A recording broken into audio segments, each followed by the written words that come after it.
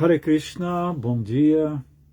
Eu sou Lila Das, aqui do Yatra de Porto Alegre.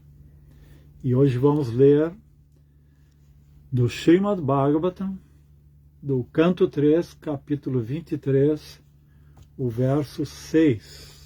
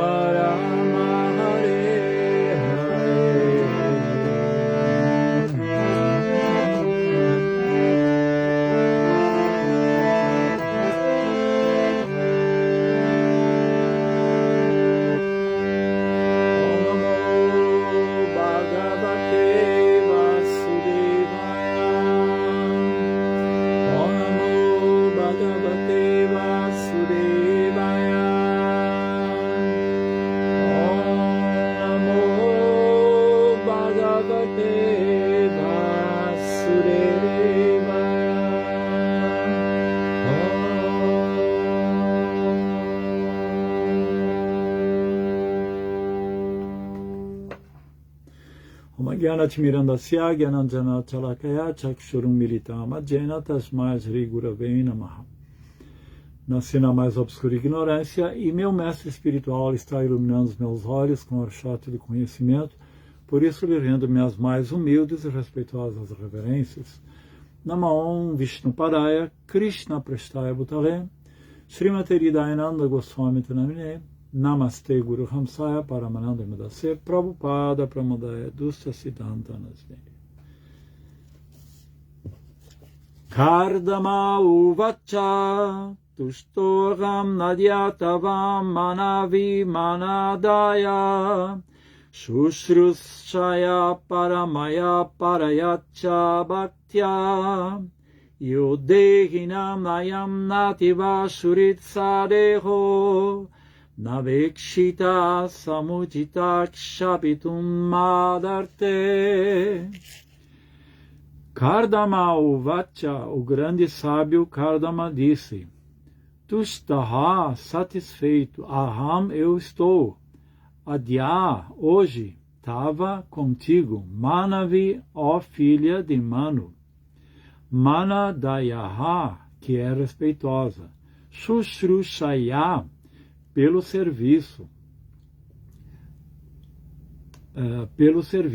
para Maya, excelentíssimo, para Ya, máximo, Cha e Bhaktya, pela devoção, Ya, aquilo que, Dehinam, pelo corporificado, Ayam, este, ativa extremamente, Shurit, querido, Saha, este, Deha, corpo, Na, não, Avekshitaha, tenhas cuidado, de, Samutitaha, apropriadamente, Kshaptum, gastar, Mad arte, em meu benefício. Tradução e significado de Srila Prabhupada. Kardama Muni disse: ó respeitosa filha de Swayambhuva Manu, hoje estou muitíssimo satisfeito contigo por tua grande devoção e excelentíssimo serviço amoroso. Uma vez que o corpo é tão querido para os seres vivos corporificados, surpreende-me que tenhas negligenciado o teu próprio corpo para usá-lo em meu benefício. Indica-se aqui como o corpo é muito querido, mas Devahuti era tão fiel a seu esposo que não apenas o servia com grande devoção, serviço e respeito, como também nem mesmo ligava para a sua própria saúde.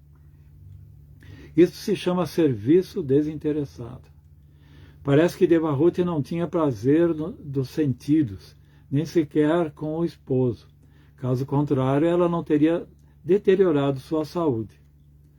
Agindo para facilitar a ocupação de Kardama Muni em elevação espiritual, ela o assistia continuamente, não se importando com o conforto do corpo. É dever da esposa casta e fiel ajudar seu esposo sob todos os aspectos, especialmente quando o esposo está ocupado em consciência de Krishna. Neste caso, o esposo está nesse caso, o esposo também recompensa amplamente a esposa. Isto não é de se esperar para uma mulher que é esposa de um homem comum.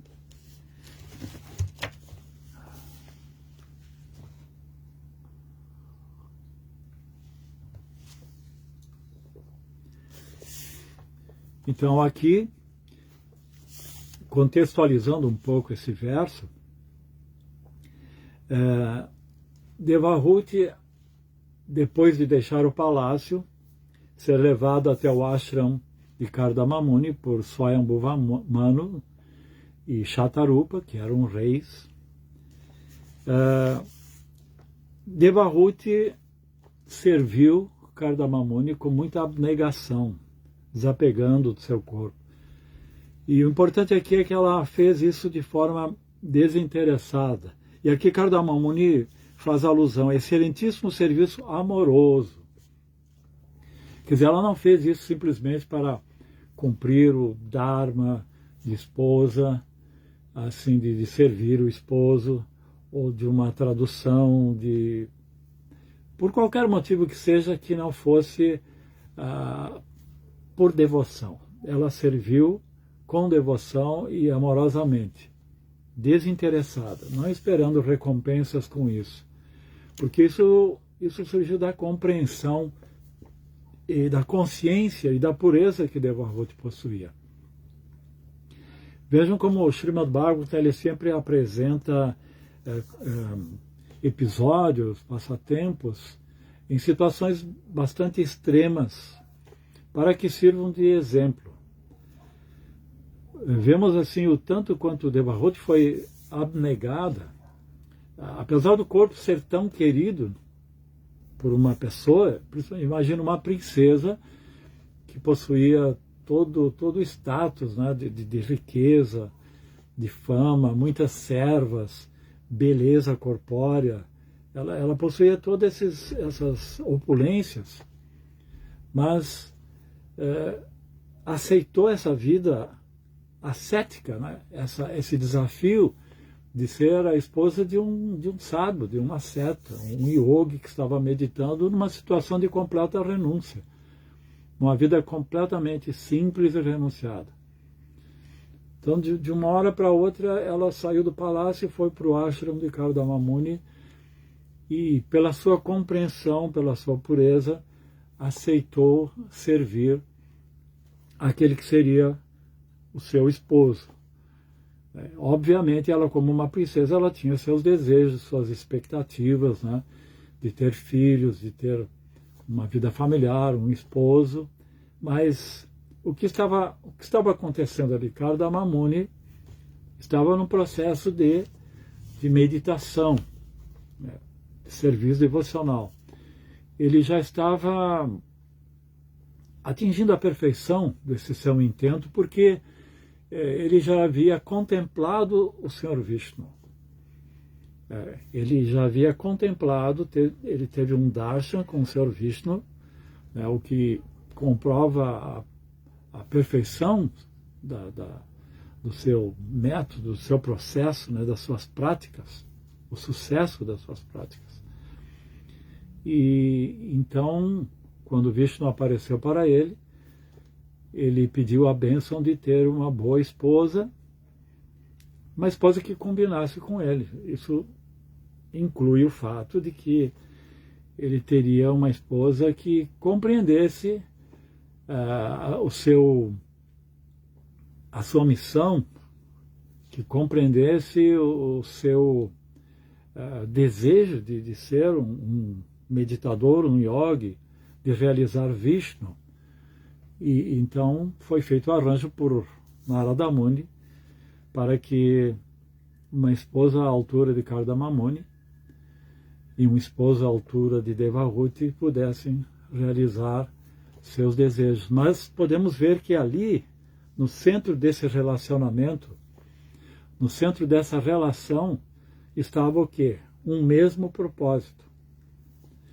É dito que um casamento, uma união entre homem e mulher, ela só é duradoura, ela só é perfeita quando existe um objetivo em comum. Porque analisando as naturezas genéricas do masculino e feminino, vamos ver que são naturezas antagônicas, existem diferenças significativas entre ambos, né, homem e mulher, além de que cada um está trazendo um legado kármico em que em muitos aspectos pode haver discordância de propósitos, identidade. Então, apesar dessas diferenças que naturalmente podem existir, o karma de cada um, o gênero de cada um, é preciso buscar uma harmonização. E essa harmonia, ela deve ser centrada numa meta em comum. Então, Krishna deve estar no centro do relacionamento. É uma relação a três: homem, mulher, Krishna. Então, todas essas diferenças, todos esses conflitos, eles são resolvidos, eles são purificados. Então, há toda a possibilidade de haver uma harmonização. E aqui estamos vendo que Kardama Muni, ele, quando seu mestre e pai Brahma pediu para que ele gerasse prole, porque essa era a missão do Senhor Brahma, estamos aqui em Satya Yuga, ele aceitou essa missão e se preparou para isso. Aqui vamos ver assim que tanto Kardama Muni como Devahuti se prepararam para gerar prole. Então não foi assim uma aproximação passional, uma atração corpórea, não foi por luxúria, foi por uma missão, foi por um dharma. E nisso tem que ter a devida atitude correta, a consciência correta.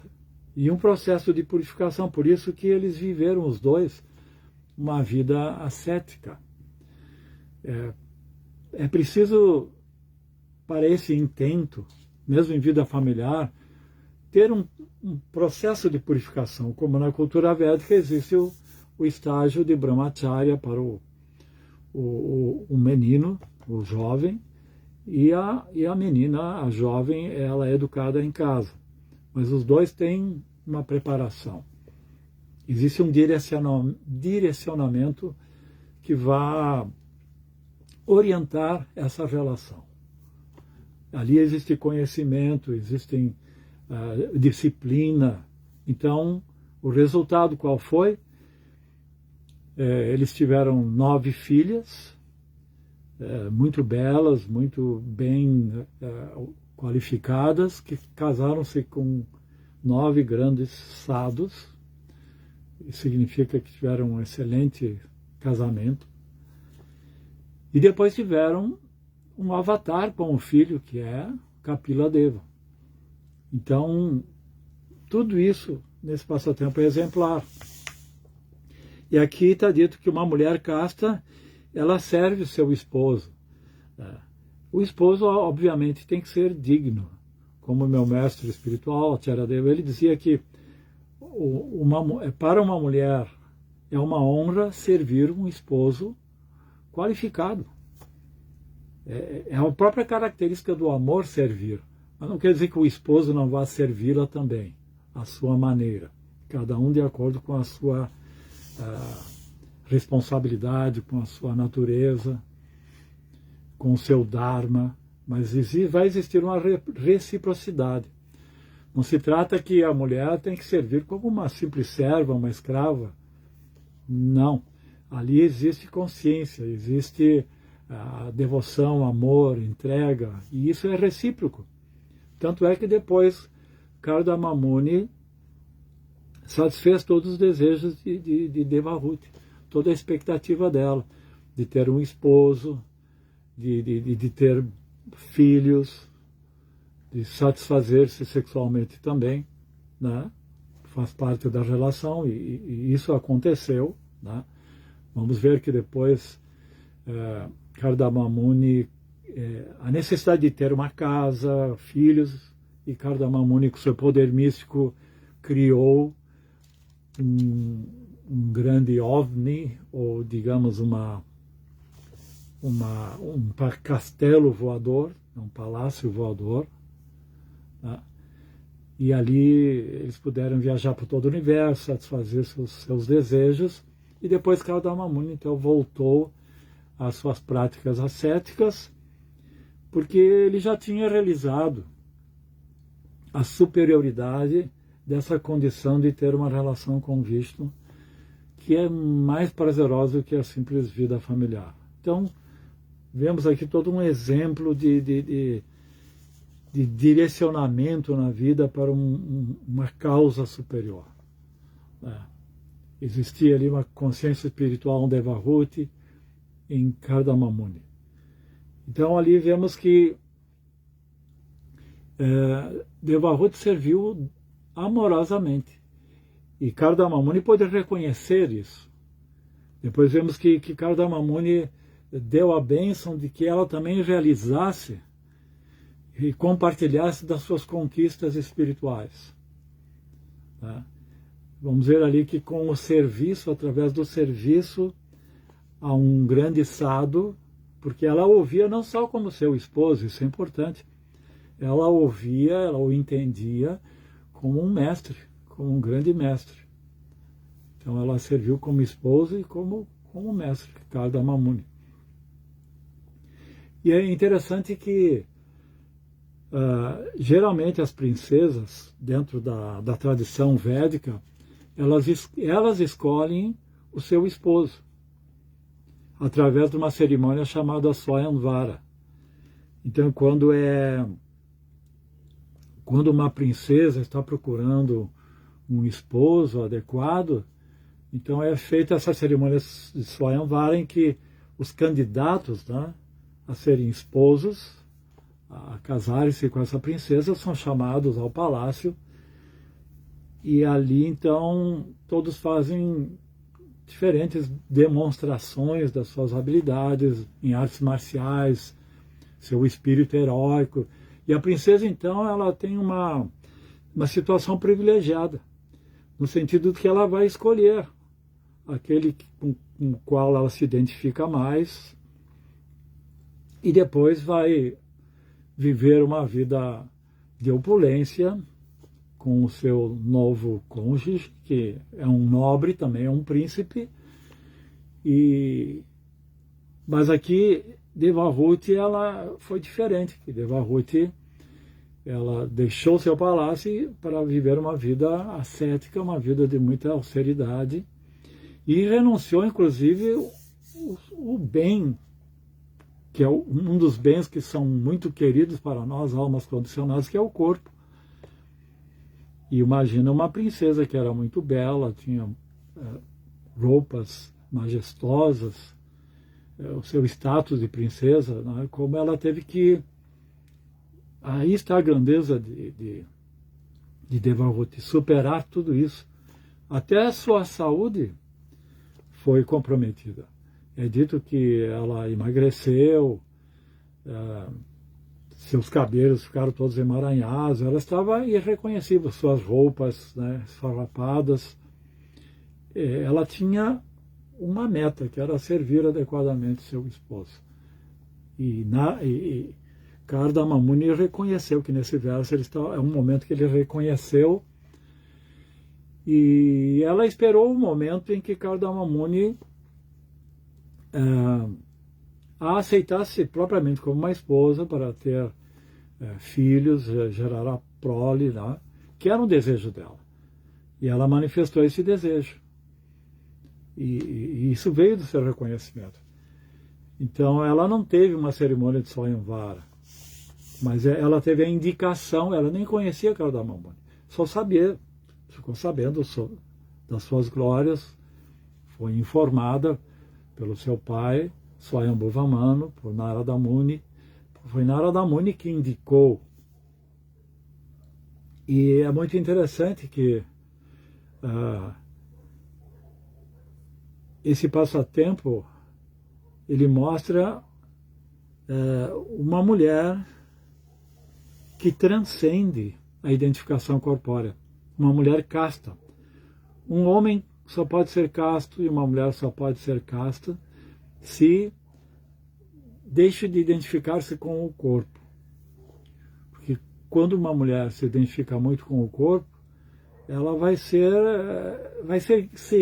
seguir os ditames desse corpo. E a luxúria está no corpo. A mente está no corpo. Existem ímpetos, existem instintos. Por isso que existe muita infidelidade no mundo contemporâneo. Porque as pessoas se identificam com o corpo e o corpo, ele necessariamente não tem que seguir uma ética, uma moral. Por isso que existe muita hipocrisia. Que as pessoas são luxuriosas, mas socialmente é bom manter as aparências de fidelidade. Era da hipocrisia.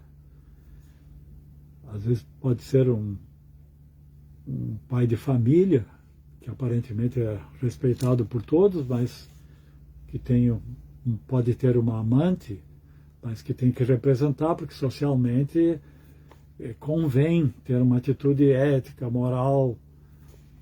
Então, para ser casto, para ser casta, é importante transcender essa identificação com o corpo.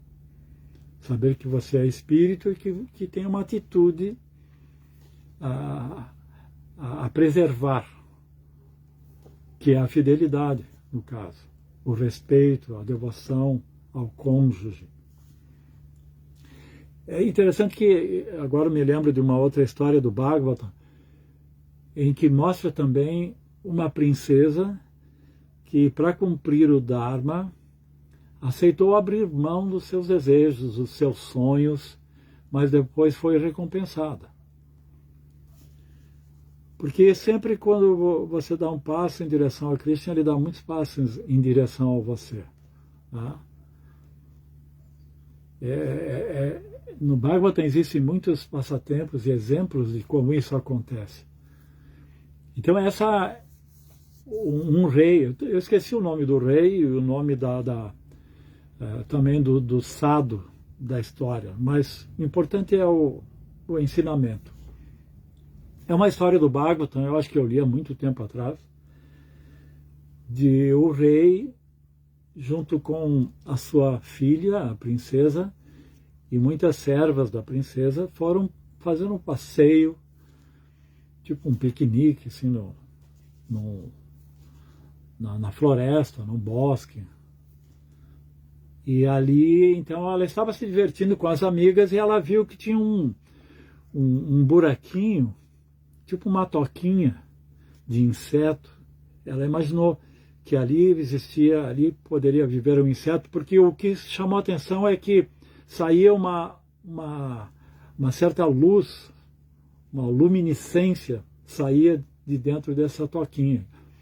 E ela ficou curiosa, estava ali se divertindo, tá? E aí ela pegou um espinho e começou a introduzir dentro daquela toquinha para ver o que tinha ali. E aí então ela escutou um grito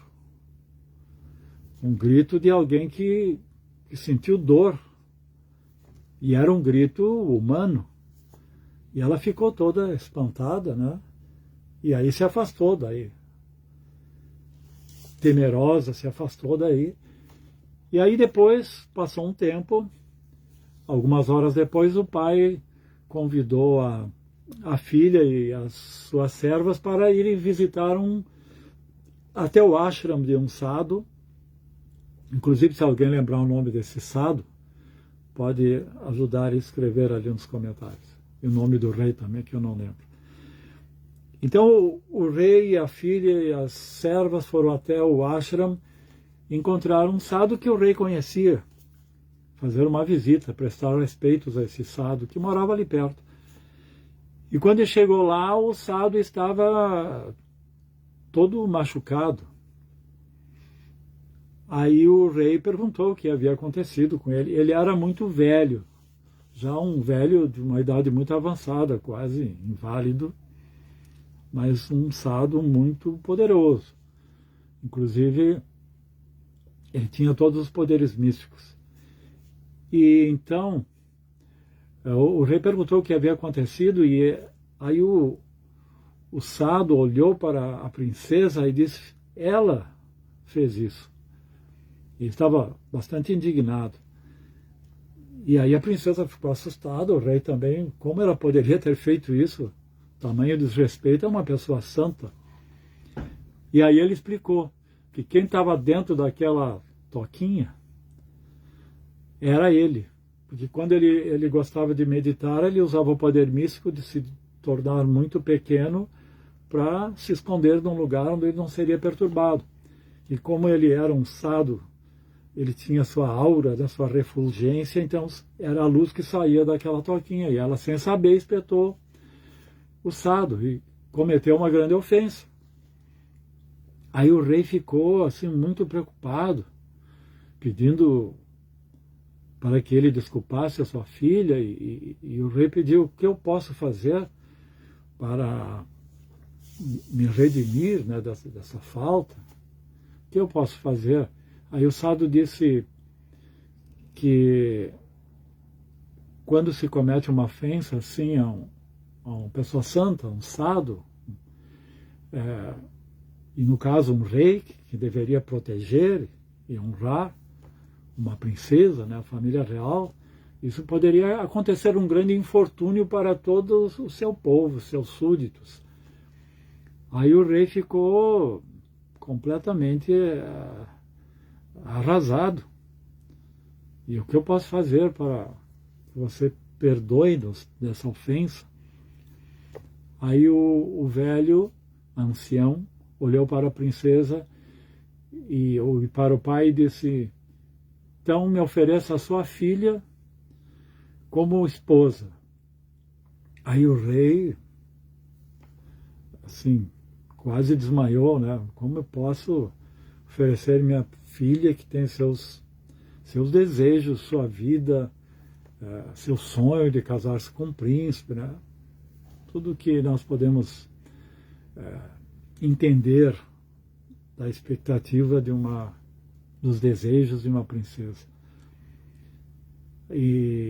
Mas para salvar, e esse é o dever, a missão de um rei, os seus súditos, a princesa aceitou. A princesa disse, não, eu aceito isso.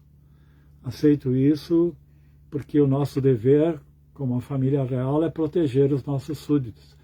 E o pai ficou arrasado, né? Entendeu que a vida da filha ia ser completamente comprometida. Então, o rei voltou completamente assim, devastado, né, pelo conflito, pelo sofrimento, para seu palácio, e a filha ficou ali com o ancião. Mas ela, aceitando a sua missão, seu dharma, como Devahuti aceitou, né, de servir o esposo, mesmo que fosse um velho, inválido, e que todos seus sonhos tivessem sido frustrados, então, aceitou servi-lo.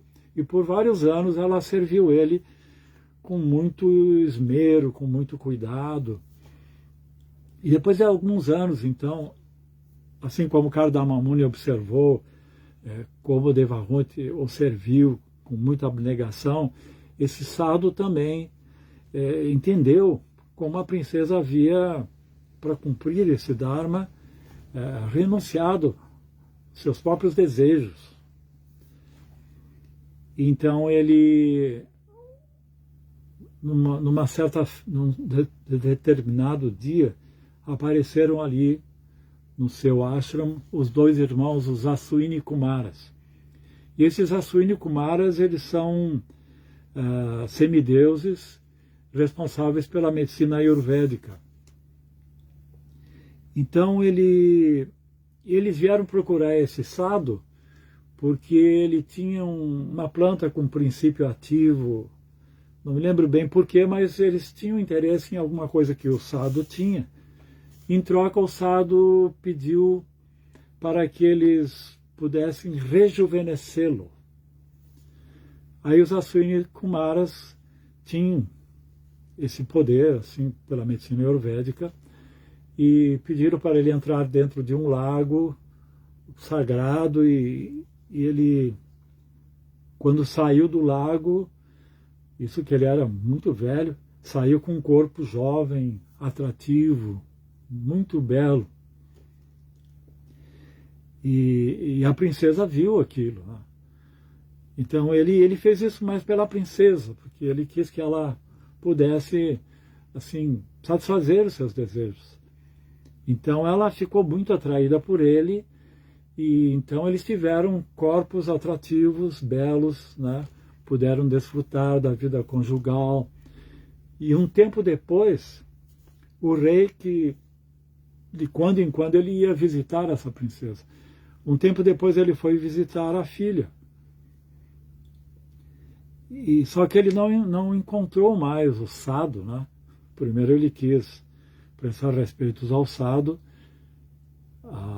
mas ele não encontrou, e ele viu que a filha estava abraçada a um jovem.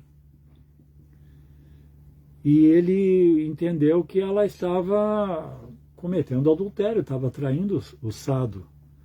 E assim xingou a sua filha, né? Disse, como você pode fazer isso?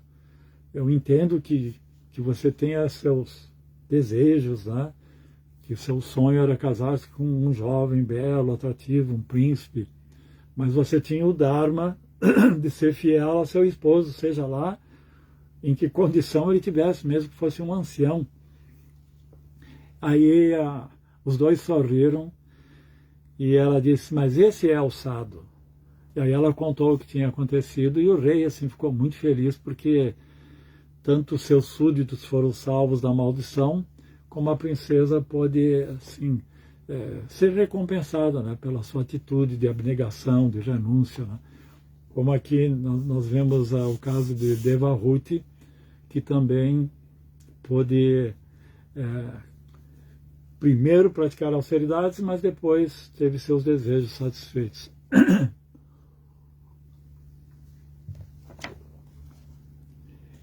Então essa questão do corpo ser muito querido para a alma. O corpo para a entidade viva, principalmente agora trazendo-nos à era de Kali, o que existe na era de Kali é uma identificação muito forte com o corpo. Então, a própria concepção de vida é uma concepção de vida corpórea, e tudo é estruturado na vida para satisfazer os sentidos, inclusive o casamento. Tudo para ter uma condição. Tanto é que a sociedade moderna, o mundo gira em torno da satisfação sexual, que seria o prazer mais intenso para o corpo. E nós vemos que na atualidade, na pós-modernidade, a filosofia toda ela chegou até essa concepção pós-moderna, fazendo agora uma análise, né, de como é essa identificação ao corpo.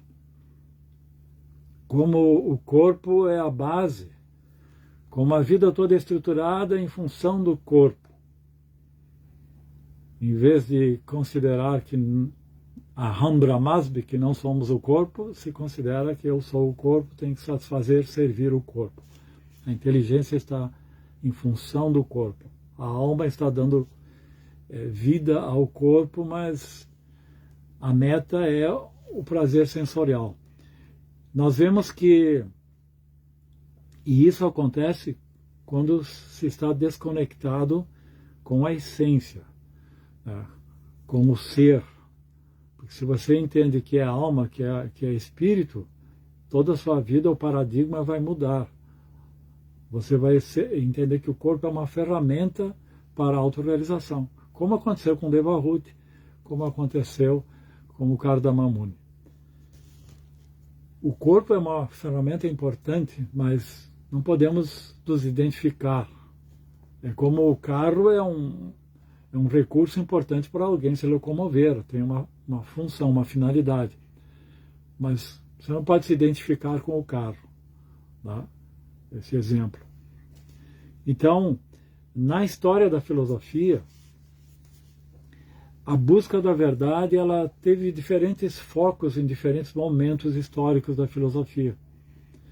E nós vemos que depois da fase do mito na filosofia, começou um processo de buscar a verdade através da razão, e a primeira providência dos filósofos em buscar a verdade foi contemplando a natureza.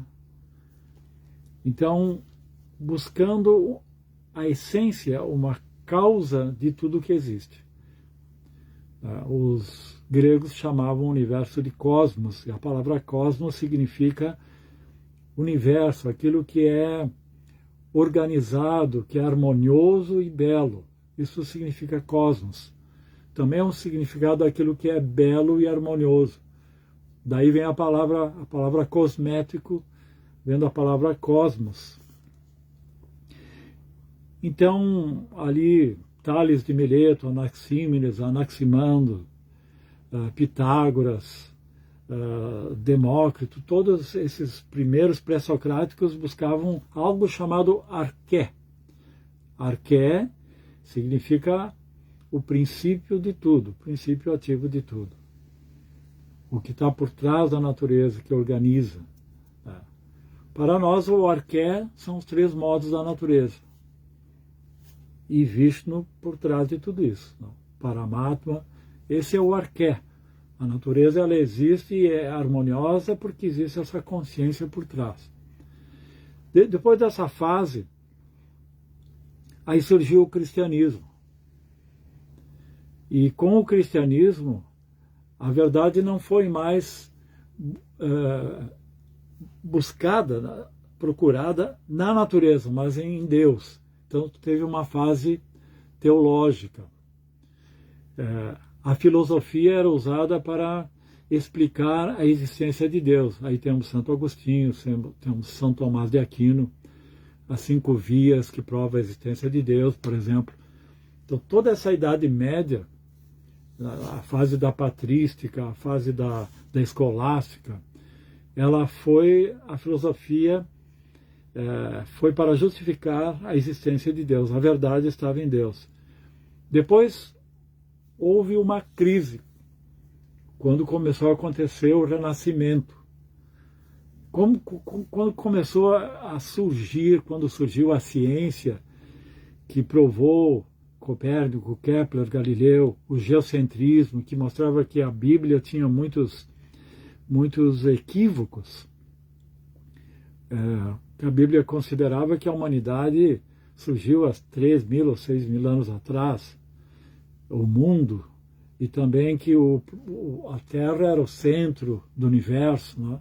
Então a ciência começou a mostrar muitos erros na Bíblia. E isso começou a gerar um certo ceticismo por parte de aceitar toda a informação vinda de uma escritura. Então começou um processo empírico, a ciência, a revolução científica. E aí surgiu então o humanismo. Diz que a verdade era a meta, o objetivo, a verdade era buscada no homem, através do homem, a partir do homem.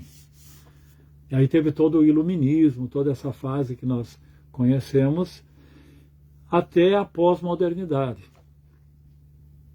E na pós-modernidade, que teve como filósofo que fez essa transição, o Friedrich Nietzsche, né? Que ele era um ateu convicto, porque Friedrich Nietzsche já não acreditava, ele foi o maior crítico, o filósofo maior crítico, ele criticou todos os filósofos, criticou todas as ideologias, as religiões, os filósofos que vieram antes, ele desconstruiu tudo que havia sido informado antes. Porque Nietzsche, ele não acreditava que pudesse existir a metafísica apresentada pela ciência, um mundo espiritual apresentado pela religião, a existência da alma, que há uma vida após a morte. Ele focalizou toda a sua filosofia, isso chamou-se depois existencialismo, né? Por parte de Kierkegaard já existiu o existencialismo, mas ele deu mais ênfase a isso. E o existencialismo é uma linha filosófica contemporânea que moldou muito a mentalidade da contemporaneidade, que é uma filosofia ateísta, que focaliza toda a atenção e a busca da verdade no aqui e agora, no que existe agora. Por isso é existencialismo, a nossa existência. E, naturalmente, no corpo.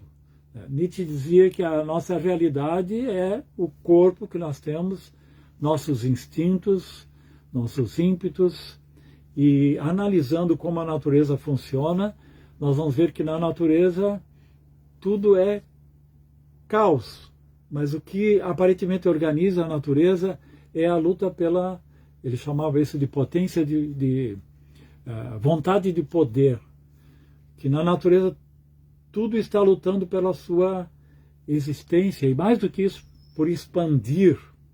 Então ele dá o exemplo de um rei, por exemplo, que tem poder e que não só se contenta em manter o seu reino, mas de expandir o seu reinado. E na natureza é assim, por exemplo, um leão, ele tende a expandir o seu campo e, se possível, dominar toda a floresta. Então, se não fosse por outros, como o jacaré e outros animais que o impedissem, assim como na natureza um ser humano, se você dá todo o poder para ele, ele vai querer se expandir indeterminadamente. A ambição não tem limites. Então, o corpo é muito querido para a alma condicionada, só que nós não somos esse corpo. E quando o próprio Rousseau, quando apontava uma diferença entre os animais e os seres humanos, ele apresentava duas diferenças importantes. Uma é que o animal ele só vive por instinto, então ele é completamente condicionado ao que nós dissemos, que é o comer, dormir, reproduzir, se defender. Completamente. Ele não tem a liberdade de transcender o ímpeto dos sentidos. O ser humano, como diferença, ele tem a liberdade de controlar os sentidos. Tá? Os sentidos podem estar pedindo ter desejos corpóreos, né? De comer, por exemplo. Mas, pela inteligência, pela razão, você pode fazer jejuns. Você pode ter a liberdade desses impulsos corpóreos. O corpo pode estar luxurioso, mas você pode ser celibatário e vencer todos os desejos e impulsos do corpo, que é o caso, aqui podemos ver o caso da Mamoni e Devahuti. Eles se casaram, mas eles não foram diretamente fazer sexo e desfrutar, porque agora são casados, não. Eles primeiro tinham a prioridade da realização espiritual. Então, uma das diferenças é que o ser humano tem liberdade em relação aos instintos. E outro é o aperfeiçoamento. Como é que isso é? O ser humano ele pode aperfeiçoar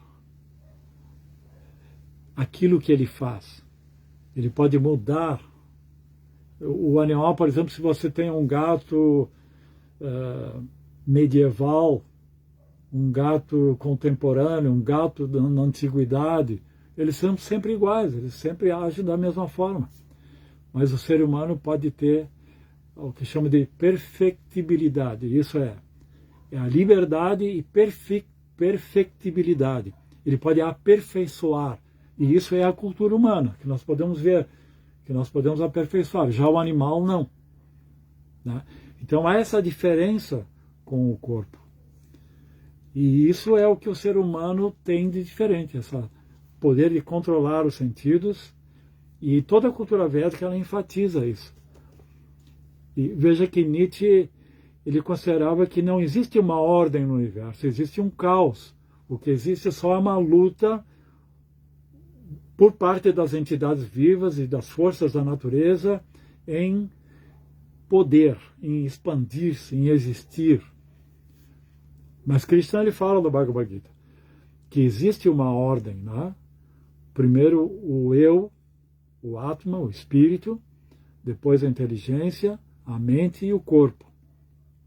Inclusive é apresentado aquela analogia da carruagem, que quando a carruagem não é controlada pelo passageiro, que controla o cocheiro, o condutor, a carruagem pode cair num abismo. Isso mostra que existe uma ordem.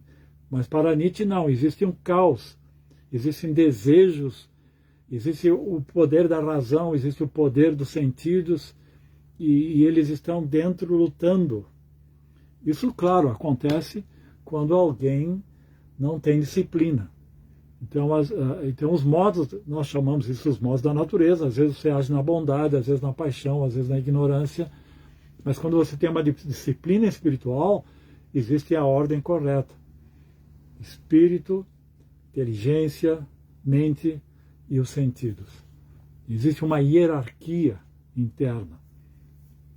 Então é muito importante ver que quando chegamos na pós-modernidade, a verdade está em crise. Porque aí surgiu o relativismo.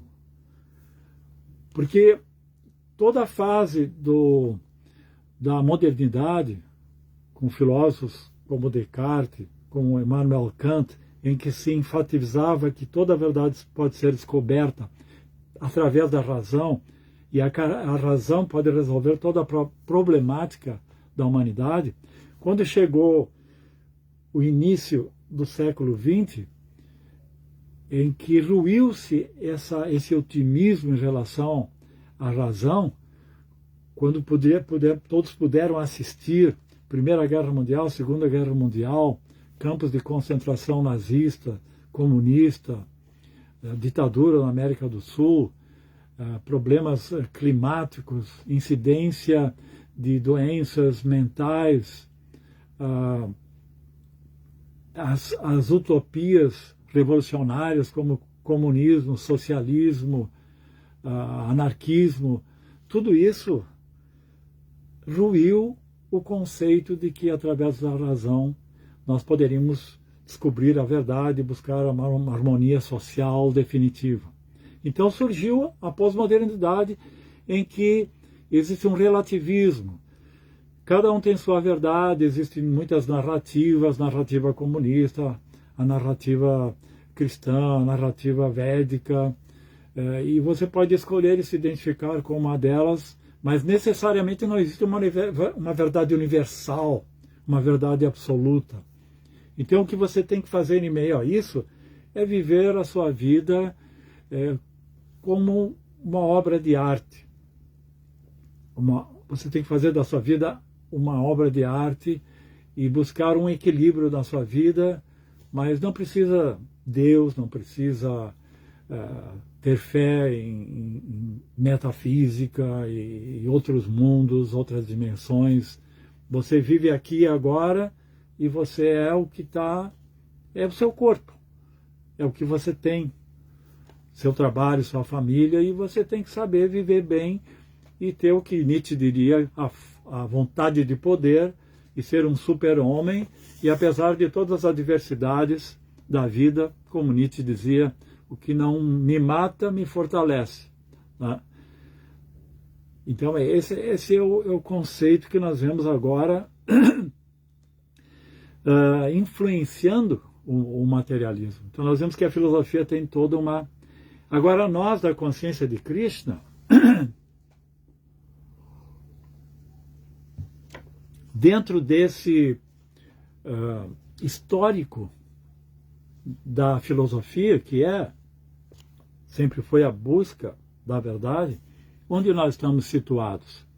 Aqui nós estamos lendo a história de Devahuti e Kardamamuni. Se você procurar na inteligência artificial algum dado a respeito desses passatempos, você vai ver a inteligência artificial respondendo que, segundo a mitologia hindu, tudo que está nos Puranas é segundo a mitologia hindu.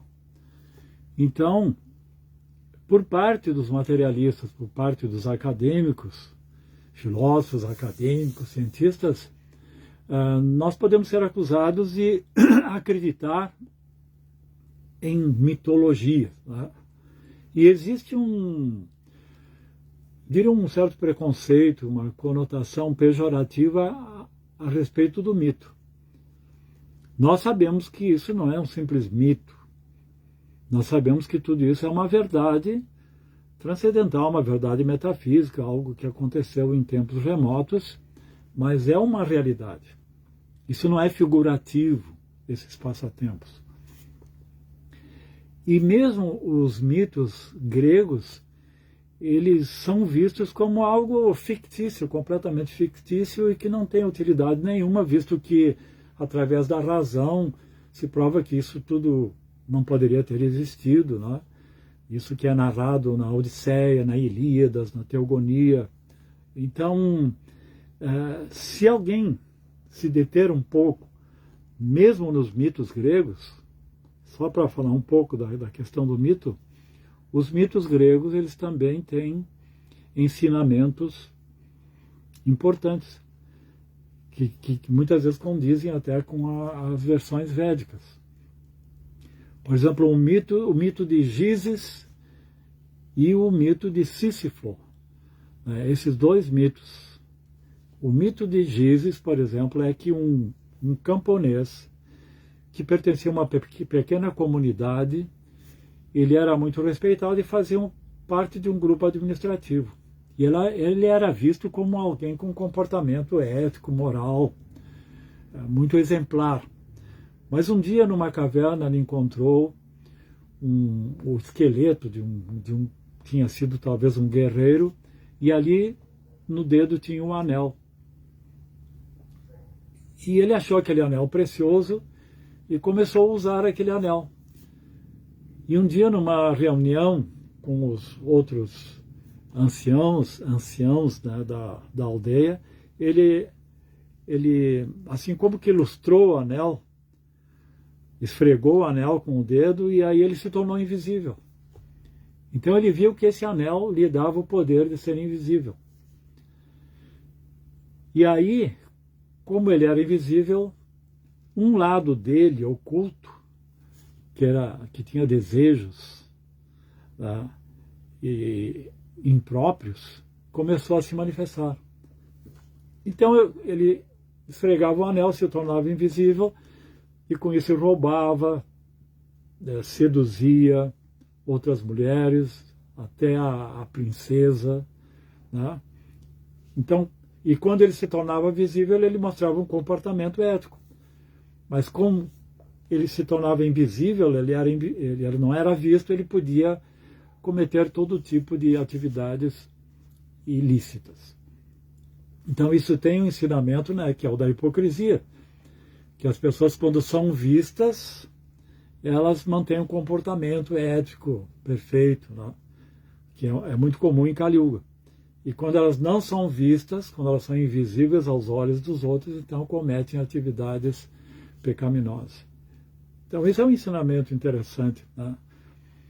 E outro que é o mito de Sísifo, é que um semideus da mitologia grega, se chamava Sísifo, ele foi amaldiçoado pelo semideus, porque ele cometeu um delito, e ele tinha que rolar uma pedra até o alto de uma montanha, e quando ele finalmente tivesse conseguido rolar essa pedra até o alto da montanha, essa pedra voltaria a cair novamente e ele teria que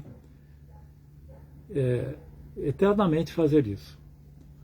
Rolar a pedra para cima, depois ela caía, rolava para baixo e ele tinha que rolar para cima.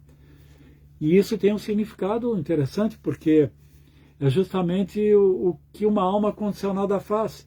Ela nasce como uma criança, vai desenvolvendo conhecimento, habilidade, se casa, gera prole, depois até o alto da colina, né, que é o auge da sua existência, depois vem a decadência, a decrepitude, então é como se a pedra rolasse novamente até abaixo da colina, e na próxima vida ele vai ter que fazer isso indefinidamente.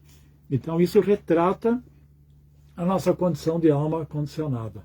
Esses ciclos de existência, que é um sobe e desce da colina e não tem uma perspectiva de sair dessa condenação. Então, nós somos vistos, eu falei dos mitos gregos porque eles têm seus ensinamentos. E os gregos, eles tinham a Odisseia, Ilíades e Teogonia, de Hesíodo, por exemplo, como uma Bíblia. Tá? Eles seguiam isso. Depois veio, então, os pré-socráticos, toda a filosofia, o processo racional. Mas, voltando à questão, como nós somos vistos, nós temos a filosofia para respaldar a teologia. Porque nós temos uma teologia, nós temos a revelação das Escrituras. E a razão para nós é para respaldar, para explicar a revelação. Então, nesse caso, nós estamos identificados com esse processo medieval do cristianismo, dos filósofos cristãos. Né? Então, aos olhos de um acadêmico, nós estamos ainda ali na Idade Média, né? Usando a razão para respaldar a teologia, e estamos fazendo uso de mitos. Tá? Então, mas nós sabemos que a solução para a pós-modernidade, o relativismo, é restabelecer um parâmetro que é a verdade absoluta. Krishna. Essa é a missão do movimento Hare Krishna. Nós temos a resposta para tudo isso. Então, já todas as glórias a Srila Prabhupada.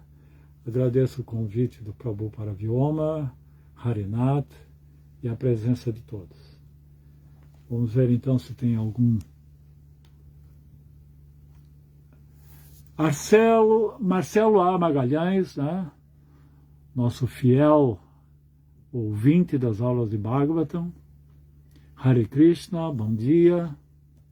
Aqui nós temos nossa querida amiga Débora Franco Splendore, reverências, né? A nossa amiga Débora foi quem doou as terras lá para Jarikanda. Então nós, como devotos, sempre ficamos muito agradecidos, né, pela sua doação. Isso é algo assim muito importante. Ajudar o movimento como se pode ajudar. Mesmo que não se seja um monge que vive no templo, podemos ser um grihasta e ajudar com o que possuímos, né? Muito bom. Sérgio Azevedo, Hare Krishna. Anabela Oliveira, ISKCON Rio de Janeiro. O sábio estava dentro de um cupinzeiro e o que brilhava eram seus olhos. Isso aí. Eu não me lembro de certos detalhes, né? Então, o que brilhava eram os olhos do sábio que estava dentro do cupinzeiro, né? Faz muito tempo que eu li esse passatempo. Mas o importante é a mensagem que ele está traduzindo. Até eu quero rever esse passatempo. Existe uma verdade absoluta ou tudo é subjetivo? Claro que existe uma verdade absoluta. Existe uma verdade relativa, que são as verdades desse mundo. Por exemplo, vou dar um exemplo. Eu sou filho do meu pai e pai da minha filha. Então, em relação ao meu pai, eu sou filho. Em relação à minha filha, eu sou pai. Então, isso é uma verdade relativa, né? Certas definições só podem ser dadas em relação, circunstanciais. Então, existe uma verdade relativa e existe por trás de tudo isso uma verdade absoluta, que é a essência de tudo, que governa tudo. E toda a história da filosofia foi buscar uma verdade absoluta, uma verdade definitiva. Até aparecer Nietzsche dizendo que não existe uma verdade absoluta. Tudo é relativo, o universo é um caos. Não existe por trás, porque se você aceita que existe Deus, você aceita que existe uma inteligência que organiza esse universo. E essa é uma verdade absoluta. Mas se você considera que o universo é um caos, são forças que estão lutando entre si, mas que não existe um programa dentro disso, tá? Então você não aceita a existência de Deus. Então, na criação, a Prakriti, ela é mantida por verdades relativas. Mas a verdade absoluta é Deus, que é o parâmetro. Então, quando um devoto se fixa na verdade absoluta, ele pode entender o tempo, pode entender o espaço, pode dar a verdadeira medida de tudo que existe. Ao contrário de Protágoras, que como sofista, ele dizia o jargão de Protágoras: o homem é a medida de todas as coisas. Isso é o símbolo do relativismo.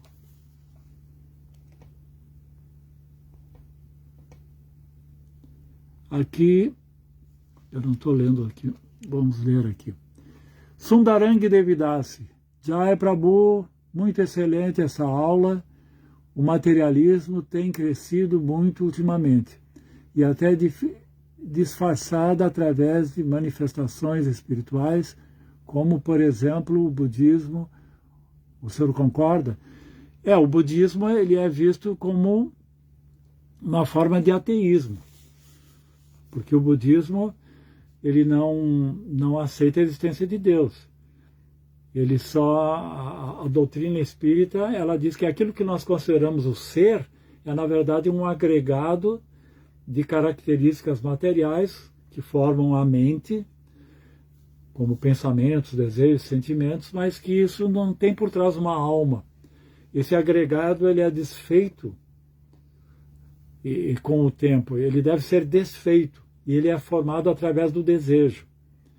Então, uma vez que você elimina o desejo, elimina essa existência do agregado. Então, você alcança o nirvana, que é um niilismo, que é um nada. Justamente é uma das filosofias que Prabhupada veio assim refutar. E também estamos muito sob a influência do existencialismo, o materialismo científico, tá? E também doutrinas falsamente espiritualizadas. Pois Sundaranga faz mais um comentário. Prabhu, como o senhor vê esta falta de importância dada à matéria filosófica nas escolas e universidades? Pois a filosofia abre nossa mente para entendermos muitos aspectos da vida. Qual seria a sua opinião? Qual seria a sua opinião sobre essa atitude dos líderes educacionais? Essa questão, ela teve início, eu acho que um dos culpados por isso é o próprio Auguste Comte. Isso começou a surgir no século XIX, porque esse filósofo Auguste Comte, ele dizia que é importante esse questionamento da Mataji Sundarangi, né? Porque nós estamos no Ocidente e tudo isso teve uma causa, e então nós temos que entender historicamente onde isso surgiu e o que influenciou essa concepção. Nós sabemos que isso são sintomas de Kali Yuga, mas se nós quisermos assim refutar essa argumentação por um acadêmico, por uma pessoa ocidental, nós temos que ter um pouco de conhecimento da história do Ocidente e também da filosofia. Então esse Auguste Comte do século XIX, ele fundou o que se chamou de positivismo. E ele dizia que a história tem 3 momentos importantes. Que o primeiro momento da história é um mito. É onde se acreditava no mito. Seja o mito hindu, que é o que nós estamos falando aqui, para eles isso aqui, tudo, os Puranas, tudo é mitologia, é algo ultrapassado e antigo, não científico. É a fase do mito. Depois veio a fase da razão, a fase da filosofia, a busca da verdade através da razão. Mas que agora, no tempo moderno, e ele estava falando isso num tempo em que a ciência havia feito grandes descobertas científicas, a revolução industrial, então estava se acreditando cada vez mais que o homem ele tinha o poder de conhecer as leis da natureza e dominar a natureza. Então agora o homem teria que se voltar para a ciência. Então a palavra positivismo vem de positivo, quer dizer, nós temos que acreditar naquilo que traz um resultado positivo, não só uma teoria, uma metafísica. E o que é o resultado positivo? Isso que a ciência está nos trazendo, toda essa tecnologia, todas essas facilidades, tá? Então ele foi um dos pioneiros, depois veio o darwinismo. O homem ele foi tirado do centro. Dentro da teologia, o homem está no centro do universo. Mas quando surgiu Kepler, Copérnico, o geocentrismo, o heliocentrismo, que a Terra nem estava dentro, nem era o centro do universo, o Sol era o centro do sistema solar, e o nosso planeta é mais um dentre milhões, então perdemos o orgulho de ser o planeta central. Quando surgiu o evolucionismo de Charles Darwin, então o homem foi tirado, assim, a importância do homem, porque segundo o evolucionismo, o homem é mais um ser que evoluiu de um primata, digamos. Então não há muito privilégio, não há muita diferença. O homem é um animal que passou por um processo de evolução. E outro aspecto foi o Freud, né? Que o Freud dizia que aquilo que nós chamamos de razão, que o homem é um animal racional, a razão, ela é influenciada pelos instintos, que a nossa subjetividade, ela foi questionada, porque nós nem sabemos quem somos, porque nós somos cheios de instintos, e temos todo um mundo inconsciente atuando em nossa mente. A nossa consciência é apenas um foco. Então, vários posicionamentos filosóficos, ideológicos, puseram em questão a questão de realmente se existe a necessidade de termos uma filosofia que respalde a teologia. Muitos dão importância à ciência. Muitos até desacreditam da filosofia. Embora a filosofia ela ainda exista, ela ainda é estudada, mas há muita ênfase para o empiricismo, para a ciência, atualmente. Para o budismo, aqui o Fernando Araújo da Silva. Simplesmente porque para o governo não há interesse que o povo seja esclarecido. Num governo que não tem o propósito, é bem um governo de Kali Yuga. Para um governo que não tem o propósito, que não cumpre seu dharma, e um dos dharmas é instruir e poder mostrar o caminho de liberação para o seu povo, ele sabe que a ignorância é um requisito importante para dominar. Se o povo está ignorante, e vemos que as escolas, não existe uma ênfase para transmitir espiritualidade, como existia nos tempos antigos, né? Em que os reis davam muita ênfase para que os brahmanas pudessem transmitir conhecimento espiritual, que é o que pode resolver toda a problemática da existência humana. Mas nos tempos atuais se dá ênfase ao conhecimento técnico, conhecimento científico. Esse é o ponto, em detrimento vemos assim, o que era um Gurukula, uma escola onde a prioridade é transmitir o conhecimento espiritual. Otávio Daniel Neves, para o budismo, pode-se dizer que a alma é uma reação química? Se sim, o que seria a consciência que ajuda a alma a despertar das demais reações químicas? Se o budismo pensa assim, então se o budismo pensa assim, então trata-se de uma filosofia contraditória. É a questão da consciência, esse mistério da consciência, que através da ciência eles reconhecem a existência da consciência, mas a consciência provém de uma interação de elementos químicos. E o budismo considera que a consciência provém de um agregado de elementos que também provém da matéria. Tá? E isso é contraditório, né? Porque, na verdade, a alma é que pode reconhecer. Os Upanishads, eles apresentam uma história, uma analogia, que o discípulo chegou para seu mestre e perguntou: mestre, o que é a consciência? O que é o eu? Aí o mestre levou ele até um lago e fez com que ele contemplasse a sua imagem, fazendo alusão ao corpo, e disse: o eu é isso que você está vendo. Aí o discípulo entendeu que o eu era o corpo. E por um tempo ele considerou essa identificação. Mais tarde, o discípulo refletiu: se deu conta de que nos sonhos o corpo estava dormente, o corpo estava inconsciente, mas ele continuava consciente. Então ele foi até o mestre e questionou isso, né? Se eu sou o corpo, por que quando eu estou dormindo eu ainda continuo consciente e o corpo está inconsciente? Aí o mestre disse, porque o eu não é o corpo, o eu é a mente, né? Que não dorme, no caso.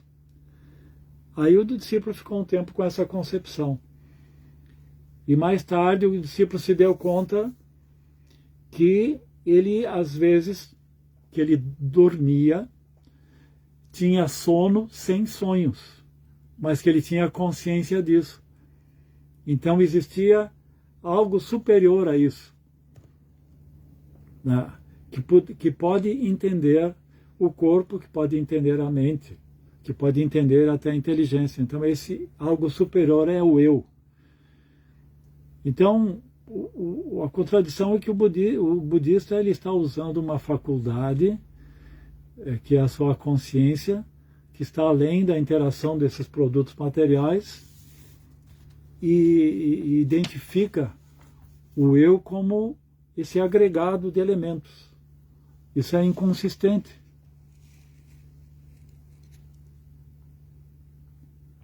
Eu acho que não tem mais ninguém aqui. Me perdoe se eu deixei de ver alguém aqui.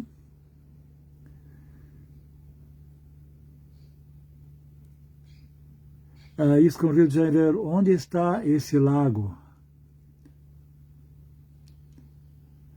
Eu não me lembro, como eu disse, eu não me lembro dos detalhes do passatempo, mas o importante é a ideia do passatempo, tá? Então, eu não me lembro se esse sado ele emergiu no lago, daí ele saiu com... Eu acho que sim, né? Porque seria esse arquétipo da fonte da juventude, né? Que todos têm esse tipo de imagem, né? E isso é uma história até mitológica, né? Mas desse passatempo, se eu não me engano, justamente isso. Ele entrou num lago, orientado pelos Ashwini Kumaras, e saiu com o corpo completamente jovem. E aqui a ISKCON Rio de Janeiro está perguntando esse lago porque muitos teriam interesse, né, desse rejuvenescimento mágico. Conheço essa história, mas também não me lembro do nome dos personagens.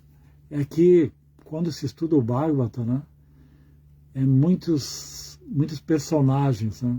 Quem está falando aqui é o nosso querido e erudito Paravyoma. Bom dia a todos, Sundarang, Tajali, Sérgio Pacheco, nosso querido Sanatana Dharma, Sérgio Azevedo, Anabela Oliveira, Hare Krishna,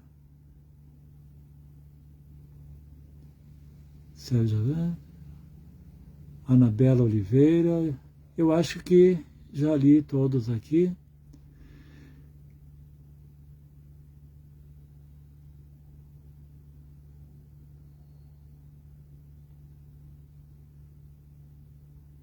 Débora Franco Splendore, Hare Krishna, reverências. Então está. Muito obrigado pela presença de todos. Desculpe se eu não li algum, mas eu posso depois responder postumamente. Hare Krishna e um bom dia a todos.